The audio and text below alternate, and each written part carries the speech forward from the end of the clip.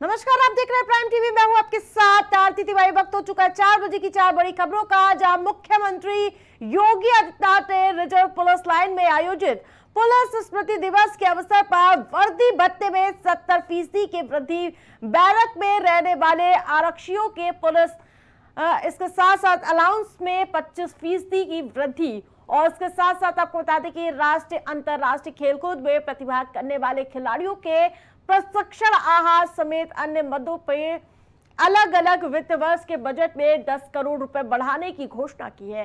इन घोषणाओं में प्रदेश सरकार 115 करोड़ रुपए का खर्च वहन करेगी। सीएम योगी ने बहुमंजिल आवास और प्रशासनिक भवन के रखरखाव के लिए 1380 करोड़ रुपए के कॉर्पस फंड की घोषणा की है। वहीं अंतरराष्ट्रीय आयोजन में पुलिस बल पर आने वाले खर्चे पर प्रस्तावित शुल्क लगाने की स्वीकृति की है, जो पुलिस महानिदेशक के अधीन रहेगा। साथ ही इसका सम्मान प्रस्तावित कॉर्पस नियमावली के तहत किया जाएगा। इससे पहले मुख्यमंत्री योगी आदित्यनाथ ने पुलिस शहीद स्मारक पर पुष्पांजलि भी अर्पित की और इसके साथ साथ विंगर शहीद पुलिस कर्मियों को श्रद्धांजलि अर्पित की। यहां पर एकत्र हुए हैं जिन्होंने समाज और राष्ट्र की सेवा के लिए प्राणों का बलिदान देकर अप्रतिम कर्तव्य परायणता का परिचय दिया है। वर्ष 2023-24 में कर्तव्य की वेदी पर अपने प्राण न्यौछावर करने वाले शहीदों में उत्तर प्रदेश पुलिस के भी 2 बहादुर पुलिसकर्मी शामिल हैं। मैं इस अवसर पर सभी शहीद पुलिसजन को विनम्र श्रद्धांजलि अर्पित करता हूं। हमारे जाबांज पुलिस कार्मिकों का यह सर्वोच्च बलिदान। बैरक अलाउंस, जो कुछ लोग बाहर रहते थे, बैरक अलाउंस में भी वृद्धि की गई है। खेल की जो नीति थी उसमें भी बढ़ोतरी की गई है, जिससे कि अधिक से अधिक खिलाड़ी, जो हम लोग कुशल खिलाड़ियों की भर्ती कर रहे हैं, तो उस धनराशि में भी बढ़ोतरी की गई है, जिससे ज्यादा से ज्यादा पदक हमारे साथी विभिन्न गेम्स में लेके आए। आपने देखा होगा कि यहाँ जो ओलंपियंस हैं उनको डायरेक्ट डिप्टी स्पीकर रैंक की भर्ती दी गई शासन के द्वारा। ये माननीय मुख्यमंत्री जी की जो विशेष कृपा है या उनका जो पुलिस के प्रति प्रेम है, ये दर्शा। ज्यादा अपडेट के साथ संवाददाता कलीम हमारे साथ जुड़ चुके। कलीम, जिस प्रकार से योगी सरकार पुलिस को सशक्त बनाने के लिए लगातार कदम उठाती हुई नजर आ रही और अब फंड बढ़ाने की घोषणा कर दी गई है, कैसे देखते हैं इसे आप? देखिए, फिलहाल जिस तरीके से बात की जाए पुलिस के जो फंड बढ़ाने की बात की जा रही, क्योंकि पुलिस इस मामले को लेकर के लगातार जो है वो आवाज भी उठा रही थी, या फिर अधिकारियों की बात की जाए तो अधिकारी भी लगातार इस मामले को लेकर के सरकार तक अपनी बात पहुंचा रहे थे। क्योंकि आज अगर बात की जाए जिस तरीके से पुलिस स्मृति कार्यक्रम था, और इस कार्यक्रम में सुबह मुख्यमंत्री योगी आदित्यनाथ पुलिस लाइन में शामिल हुए थे, उस दौरान डीजीपी भी मौके पर थे, और डीजीपी के साथ साथ जिस तरीके से बात की जाए जो श्रद्धांजलि दी गई थी, श्रद्धांजलि देने के बाद एकाएक साफ तौर से ये कहा गया था कि 115 जो शहीद पुलिसकर्मी है उनको 36 करोड़ 20 लाख रुपए जो एक आर्थिक सहायता है उसको देने की बात कही गई थी। इसी के साथ अगर बात की जाए जिस तरीके से पुलिस वर्दी भत्ते की अगर बात की जाए तो 70% जो वृद्धि की बात की जाए उसको लेकर के भी साफ तौर से सीएम ने ये बात कही है कि जो पुलिसकर्मी है उनको जो है लगभग वर्दी के भत्ते से 70% बैरक में रहने वाले जो पुलिसकर्मी है उनको जो है अगर बात की जाए अलाउंस की अगर बात की वो 25% की वृद्धि करने की बात कही गई है। कलीम, जिस प्रकार से सरकार ने भत्ता बढ़ाने का फैसला लिया है, राजस्व में कितनी इसको लेकर बढ़ोतरी करना पड़ेगा? देखिए, फिलहाल जिस तरीके से अगर बात की जाए जो राजस्व को लेकर के बात की जाए तो उसको लेकर के भी कहीं ना कहीं जो बढ़ोतरी की बात की जाए वो बढ़ोतरी तो फिलहाल देखी जाएगी, क्योंकि जिस तरीके से अभी तक जो भत्ते की बात की जाए वो अंग्रेजों के समय से जो भत्ता चला रहा था उसमें हल्की फुल्की बढ़ोतरी देखी गई थी। अब लगभग जो 70% तक जो बढ़ोतरी की बात की जा रही है उसको देखते हुए कहीं ना कहीं जो एक पुलिस कर्मियों की बात की जाए उसमें भी कहीं ना कहीं जो राहत की एक सांस है, क्योंकि उनके जो भत्ते की बात की उनमें एक अच्छी खबर देखने को आई है। बिल्कुल, नजर बनाए रखे। तमाम अपडेट के लिए बहुत बहुत धन्यवाद।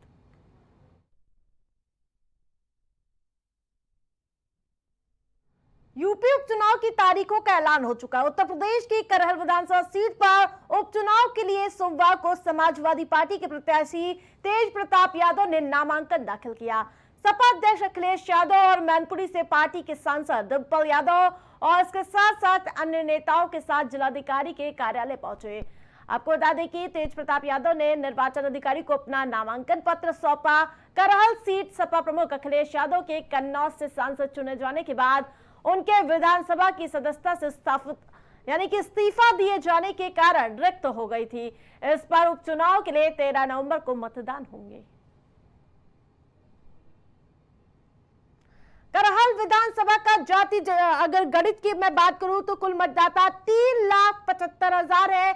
अगर यादव वोट बैंक की बात करें तो 1,30,000 यादव हैं और इसके साथ साथ अनुसूचित जाति के 60,000 लोग, शाक्य 50,000, क्षत्रिय 30,000, पाल और वगैल 30,000, मुस्लिम वोटर्स 25,000 है, लोधी 20,000, ब्राह्मण 20,000, उसके साथ साथ बनिया 15,000 है। जी हाँ, जो यादव फैक्टर है यही वजह है कि लगातार यहाँ पर समाजवादी पार्टी अपना दबदबा कायम किए हुए है, क्योंकि वहां पर 3,75,000 में से 1,30,000 सिर्फ यादव हैं और यही वजह है कि यहाँ पर समाजवादी पार्टी अपना दबदबा कायम रखने में कामयाब नजर आती है। जनता और मैनपुरी की जनता का बहुत धन्यवाद और आभार प्रकट करूंगा। यहाँ के लोगों ने समाजवादी पार्टी का, नेताजी का हमेशा साथ दिया है।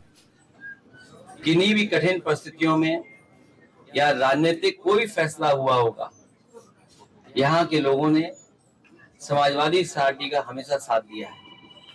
करहल उपचुनाव में जो होने जा रहा है, ये वो विधानसभा है जहाँ की जनता समाजवादी पार्टी को हमेशा चुनती रही है। तो वहीं आपको बता दें कि उपचुनाव के लिए तारीखों का ऐलान हो चुका है और इसी के साथ साथ नामांकन प्रक्रिया भी शुरू हो चुकी है, जहां आज मैनपुरी का पारा हाई नजर आया, जहां दिग्गज नेताओं का जमावड़ा नजर आया नामांकन में। आपको बता दें कि तेज प्रताप यादव नामांकन करने पहुंचे थे, उनके साथ अखिलेश यादव, चाचा शिवपाल सिंह यादव, डिम्पल यादव समेत कई दिग्गज मौजूद रहे। तो वहीं सबसे पहले तेज प्रताप यादव ने नेताजी मुलायम सिंह यादव की कोई नमन किया और उसके बाद नामांकन पर्चा दाखिल करने गए। वहीं आपको बता दें कि जिस प्रकार से भी हमने जाति समीकरण आपको दिखाया है, जिस प्रकार से यादव वोट बैंक सबसे अहम भूमिका निभाता हुआ नजर आता है। ज्यादा अपडेट के साथ राजेश हमारे साथ जुड़ चुके हैं। राजेश, जिस प्रकार से आज नामांकन के दौरान करहल का सियासी पारा हाई नजर आया, कैसी तस्वीर देखने को मिली आज? बिल्कुल आरती, अगर बात की जाए समाजवादी पार्टी से तेज प्रताप यादव ने आज नामांकन कर दिया है। सबसे बड़ी बात आपको बता दें कि करहल सीट है कन्नौज की, वहां से अखिलेश यादव वहां से सांसद हुए हैं, तो जाहिर सी बात है उनकी वजह से ये सीट रिक्त हुई थी। तो इसलिए अखिलेश यादव के परिवार के तेज प्रताप यादव ने आज नामांकन किया करहल से। और सबसे बड़ी बात यह है कि समाजवादी पार्टी आज वहां से शक्ति प्रदर्शन की है, वहां पे जोर आजमाइश की है, क्योंकि वहां पर आज अखिलेश यादव के साथ में वहां पे डिम्पल यादव साथ में शिवपाल यादव, रामगोपाल यादव, ऐसे तमाम यादव परिवार के जितने भी नेता थे आज अगर देखा जाए तो वहां पे मुलायम सिंह यादव, स्वर्गीय मुलायम सिंह यादव की समाधि स्थल पर जाकर वहां पे पुष्पांजलि अर्पित किए। पुष्पांजलि अर्पित करने के बाद जाकर करहल में आज नामांकन किए, जिलाधिकारी के सामने वहां पर नामांकन पत्र पेश किया। तो जाहिर सी बात है, जिस तरीके से अगर देखा जाए समाजवादी पार्टी करहल में शक्ति प्रदर्शन कर रही है, तो कहीं न कहीं देखा जाए तो बीजेपी के लिए, अगर देखा जाए तो करहल की सीट बीजेपी के लिए जीतना एक बहुत बड़ी चुनौती है। राजेश, जिस प्रकार से अगर जाति समीकरण की अगर करहल सीट की बात करूं तो 3 लाख से ज्यादा यहाँ पर वोटर्स है, उसमें सबसे ज्यादा 1,30,000 से ज्यादा वहां पर यादव हैं। यही वजह है कि मुलायम के परिवार हो या फिर अखिलेश यादव पूरी तरह से आश्वस्त नजर आते सीट पर। बिल्कुल आरती, अगर बात की जाए करहल की, तो करहल में सबसे ज्यादा अगर वोटर मतदाता की प्रतिशत अगर देखा जाए तो सबसे ज्यादा करहल में जो यादव मतदाता है वो प्रतिशत में सबसे ज्यादा है। जितने भी वहाँ पे कास्ट है, सारे जातियों से ज्यादा वहाँ पे यादव जाति है, जिसकी वजह से वहाँ पे यादव परिवार का कोई भी यादव कुनबा का कोई भी अगर सदस्य वहां से चुनाव लड़ता है तो जाहिर सी बात है उसकी जीत पक्की होती है। तो इसी तरीके से अगर देखा जाए तो समाजवादी पार्टी की जीत वहां पर तय मानी जाती है। और बीजेपी, जबकि वहां पे बिल्कुल बीजेपी भी कमर कस चुकी है, बीजेपी भी वहां पे बहुत ही मजबूत कैंडिडेट उतारने का प्रयास करेगी। लेकिन अगर देखा जाए तो हमेशा से वहां पे समाजवादी पार्टी जीतती आई है। समाजवादी पार्टी की अगर देखा जाए तो पैतृक सीट रही है, जिसकी वजह से समाजवादी पार्टी वहां पर लेकिन राजेश, चुनाव में भारतीय तेज प्रताप जनता यादव को उतार पार्टी रही है। आसानी से जीतने नहीं देगी। क्या लगता है किन नामों पर चर्चा तेज चल रही है कि भारतीय जनता पार्टी उस पर अपना दांव खेल सकती है? देखिए, अगर भारतीय जनता पार्टी की बात करें तो भारतीय जनता पार्टी की वजह से भारतीय जनता पार्टी की तरफ से अभी पर नामों पर मुहर नहीं लग पाई है, प्रत्याशियों के नाम पर मुहर नहीं लगी है। लेकिन हाँ, आज से लेकर कल तक बीजेपी के जो प्रत्याशी हैं उनके नामों पर मुहर लग जाएगी। और सबसे बड़ी बात यह है कि मुहर लगते ही जो चुनाव प्रचार है वो बिल्कुल तेज हो जाएगा, क्योंकि योगी आदित्यनाथ भी 18 रैलियां और प्रचार करेंगे अपने प्रत्याशियों के पक्ष लेकिन में। एक जाहिर सी बात फैक्ट है, इस चीज पे सामने आ रहा है क्योंकि कांग्रेस पार्टी लगातार अपने बगावती सुर दिखाती हुई नजर आ रही है। क्या उसका असर भी इस उपचुनाव में देखने को मिलेगा राजेश?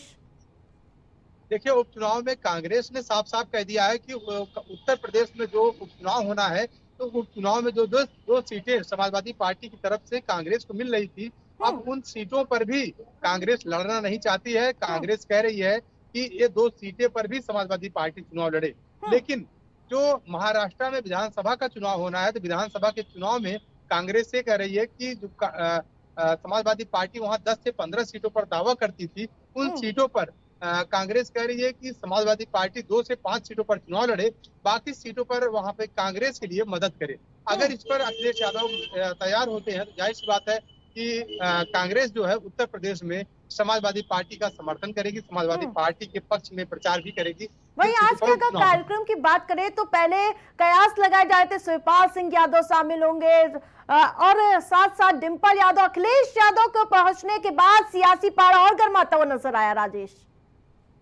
बिल्कुल आरती, अगर करहल सीट की बात की जाए, करहल सीट पर आज जो नामांकन हो रहा था तेज प्रताप यादव का, तो तेज प्रताप यादव के नामांकन में सपा सुप्रीमो अखिलेश यादव के साथ उनकी पत्नी डिंपल यादव और बिल्कुल राजेश, नजर बनाए रखिए। तमाम यादव अपडेट के लिए आपका बहुत बहुत धन्यवाद।